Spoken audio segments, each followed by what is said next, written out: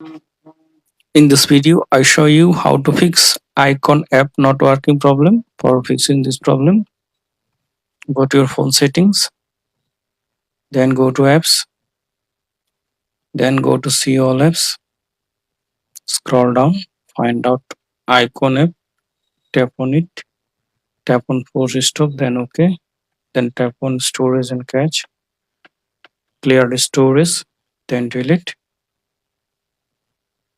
Now go to Play Store, now search Icon.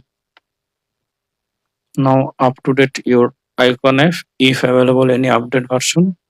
After updating Icon app, then open it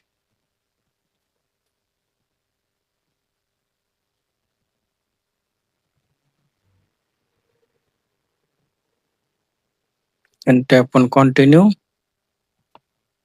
Then click on icon.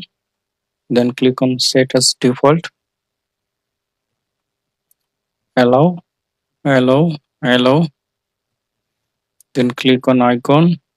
Then set as default.